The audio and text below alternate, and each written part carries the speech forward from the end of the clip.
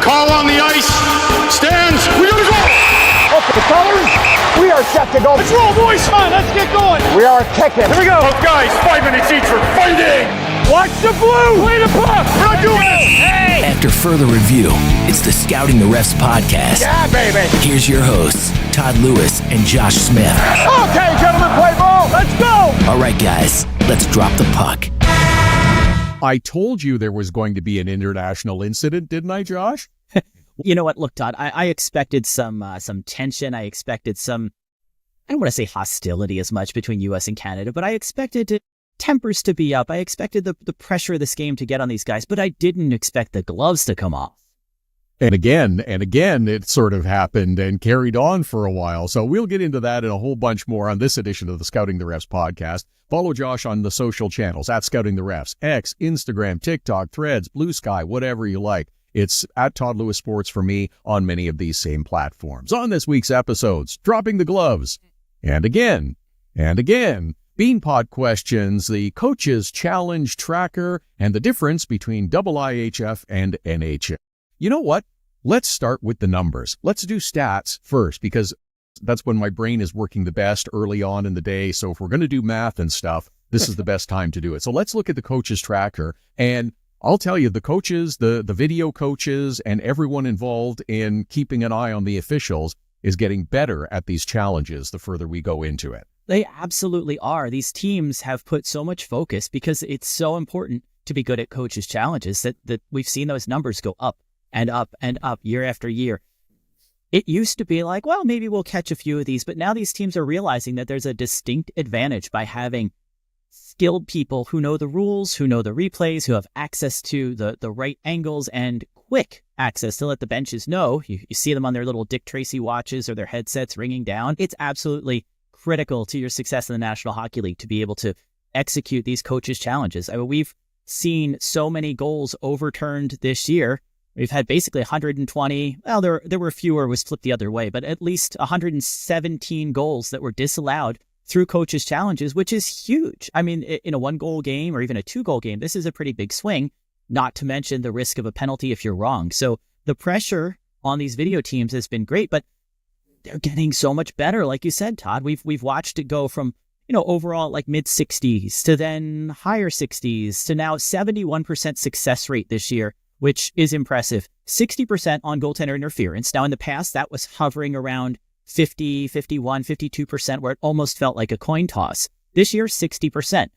You've got teams that are challenging less frequently if they're not sure. And then when they do challenge, they're getting it right. So we've seen that percentage go up. And offside, we're at 90%, which is amazing. I mean, that tells you two things. These teams are good at it, and the officials are doing a pretty good job when they're on the ice, but you have that replay. You have those extra angles to help them get the call right, which means when they're challenging, they're getting the call right. And it's 90% of the time the teams are spotting that a play was offside when it didn't get caught in real time. So some impressive work. And I know we want scoring. I know we want goals out there, but if we're looking on getting the calls right, coaches' challenges are showing to be pretty effective in doing so.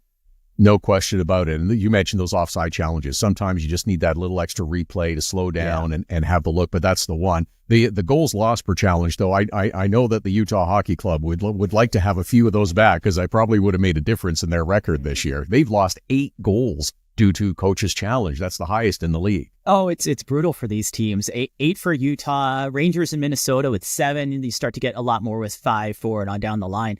But you've got every team basically losing a goal at some point because of a coach's challenge. And I have to give credit to 4 teams, the Oilers, the Senators, the Flyers, and the Jets, all of whom have gotten goals put on the board for them, where the goal was waved off for goaltender interference. They issued a coach's challenge that we didn't think it was interference. And after review, the Situation Room agreed, and they put the goal back on the board. So you've got goals being lost, you've got goals being earned, and it just shows you how important it is. We look at coaching staff, and you want to look at what guys are doing on the power play and what guys are doing with the defense and what the head coach is doing with their strategy and how they practice. But don't forget about the video coaches, because they are having an absolute impact for these teams on the ice. All right, let's shift over and return to college hockey for a little bit, because the Beanpot took place last week. Congratulations, BU, on winning over Boston College. Couple of things from this final game that got my attention I wanted to ask you about. Tristan Amonte gets whistled for a boarding call in the second period of the game, and this is initially called a 5-minute major penalty. Two officials review it, have a look at the video, and it gets reduced down to just a 2-minute penalty. Now, it seemed to me that this was a hit through the numbers, and I thought that pretty much automatically earned you a 5-minute major penalty in this case. It sometimes does. So, yeah. Okay. So he absolutely smoked him there. I mean, that was clearly a hit through the numbers. But in the NCAA, we have had a change to the checking from behind rule. And that comes into play here, where in the past, we're looking that a player can't push, charge, cross-check, or body check an opponent from behind into the boards. And now they've kind of softened it up to give the officials a little more flexibility in how that rule is called. And the reason is because you have guys turning and putting themselves into position to draw that call. We see it at the NCAA level. We see it at the NHL level, where you have guys turning and you're trying to protect the puck, but sometimes you're doing it to draw a call. NCAA decided to make a tweak to the rule and add in that if the player delivering the hit does not extend, elevate, or use excessive force, it can be a 2-minute minor penalty. So instead of seeing this as a boarding major, you're seeing that call come back down to a lower level there as a minor penalty. It's kind of hard to argue it here because they had a chance to review it. And that's one of the things I like about this rule change. It's not something where we're taking it away from the officials on the ice and we're saying, look, you guys, you can't do this anymore, or we've softened the rule and we don't want these. We're giving you a chance to review it. So call the penalty, call the major, and then take a second look. And now you have the option to reduce it to a minor. So I think it's helping them get the call right. It also makes an NCAA official a little less gun shy to call it. You're not as hesitant to make that call of a major penalty if you know that, hey, in my back pocket, it's not a major or nothing. I know there was something here. I can reduce it to a minor. So I think it gives that a little bit lesser severity, that additional option on the play.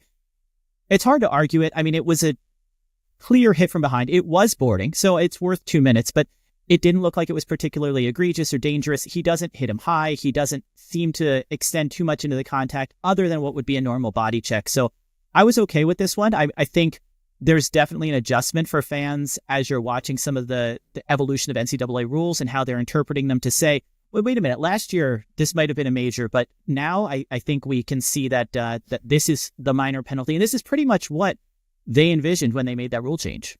No, good explanation there. That makes a lot of sense to give the referees the tools to do it properly. There was another play just before this one in the second period as well. Cole Hudson is pursuing a breakaway opportunity to try to disrupt it, and he gets dinged for a 2-minute holding penalty. I thought this could have been a penalty shot, that if you take away a good scoring chance, I thought you got a penalty shot. At least that's the way I understand it. You often do. Yes. But once again, not always. And it depends on the rule book, right? We're used to different things. And I think when you have fans going from professional hockey, especially professional North American hockey, over to NCAA, you have to remember it's a different rule book. And we have officials who are calling games in both these leagues. So that even makes it interesting for them when you're working an ECHL game or an AHL game, and then you're doing NCAA and you're doing the Beanpot, things like that.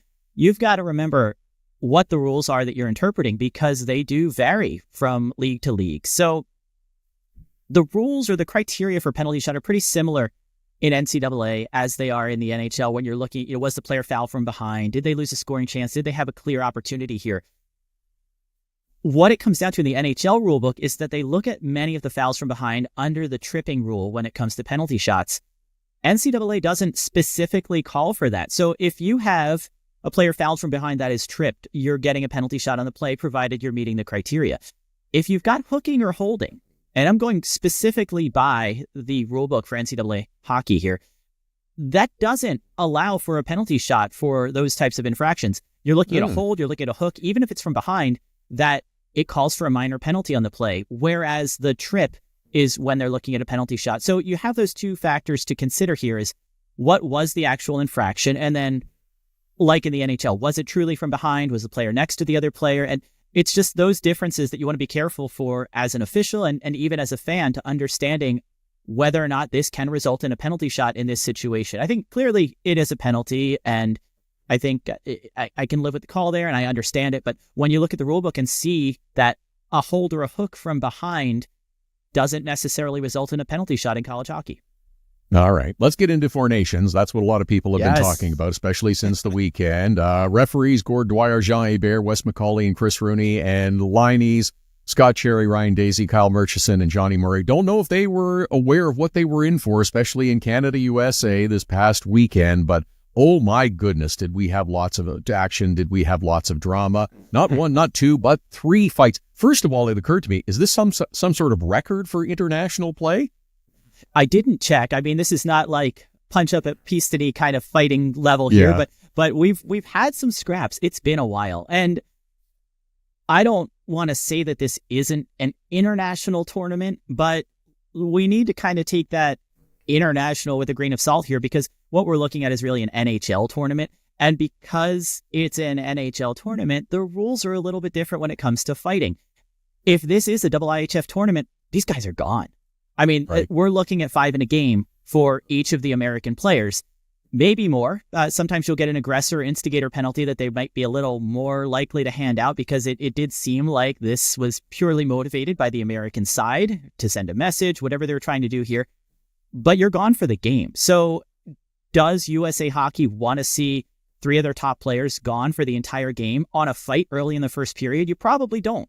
So the fact that we're playing under NHL rules, to know that you're going to even up with 5 aside here, you're not going to get an instigator, you're not going to get aggressor calls in this type of situation, because we're looking at NHL officials, NHL rules. So I think this was basically, this happened because we're playing under the NHL rulebook. I don't think these guys, I don't think the head coach, I don't think any of the staff would want to sacrifice these guys being out of the lineup for the entire game. Because even if Canada's fighting back, it's possible for them to determine that USA is getting 5 in a game and the Canada player is only getting 5 minutes and not getting tossed for the game. Even though he participates in the fight, it's different when you're looking at the international stage and the referees have latitude to say, you know, you were defending yourself, so we're only going to give you 5 and not necessarily the game misconduct. So I think the stakes are so much higher at a true IIHF or international or Olympic game that you wouldn't dare do this. But under NHL rules, hey, I guess we would say it was effective. It certainly was effective, and it had the players and even the officials talking about the start of the game as we got the little bit of a taste in the mic'd up segment. Gord, what's up? Hey, Brady, how we doing? That was pretty cool, eh? Holy what a start, man. That's unreal. You like that? No, it's unreal. It just happened so organically, right before. Pretty cool. I Okay. really like Kyle Murchison laughing there, like, yeah, organically. Sure, buddy. Well, and this is what I was going to say, that it I don't know how it happens organically when there's a group text among Team USA the afternoon before. I'm not sure how that's organic.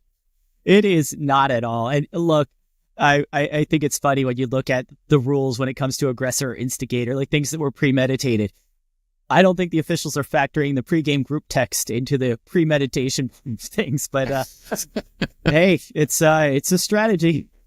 It is a strategy, and now I think everyone is really hoping that we can have a rematch in the Four Nations final coming up a little bit later on this week, and who knows what will happen. But again, we know it's NHL rules, so stranger things have happened in rematches, whether they're back to back in the NHL or not. But strange things have happened. Maybe it'll happen again. Yeah, we'll keep an eye out for that. At least for the officials, we know that they've got the front row seat in the whole thing. They get that front row boxing match type of angle there. And as long as we keep getting ref cams, Todd, I will be very excited to watch this. I really want to see that scrap from the ref cam, and unfortunately we didn't. But it's been nice to see it other spots throughout the tournament, whether it's a goal being signaled or things being broken up. Love seeing the ref cam. Had it on Wes McCauley the other day, and we'll see whose helmet it lands on. But I will miss that when the tournament ends, and have been enjoying the heck out of it so far. Let's also tidy up one little bit of NHL business that needs to be mentioned. Even though that the league is off officially, Ryan Hartman is still suspended. He is. He's hanging on.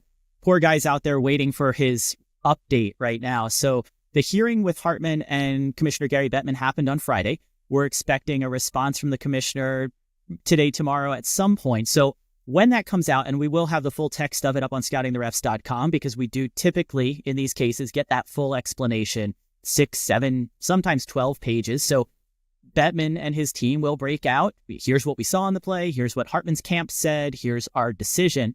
And that'll spell out the commissioner's final ruling, which would actually be the final ruling on behalf of the National Hockey League. After that, if it's still 6 games or more, it goes to the outside arbitrator. Takes a little bit longer. There's no time frame around it other than the league has requested and the CBA requires that they expedite the process to try to get this reviewed as quickly as possible. So then we wait and see. I'm expecting it'll be 6 games or more. So I think that's where we're going to end up. Is next step's going to go to the outside arbitrator. And typically, like we were talking about last week, you're not going to get games back because by the time this process is complete, your suspension has already run its course. And then you're just looking for dollars back in your pocket, which for Hartman works out to about $48,000 per game here. Thanks to 4 Nations, there's a chance if the arbitrator pulls his suspension back and makes it 7-8 games, it's possible that he will be back in time to resume playing once the tournament ends. So interesting to see how it plays out and what the arbitrator decides is binding. There's no further appeal. There's nothing the NHL, the Players Association, or the player can do at that point. That is the final answer.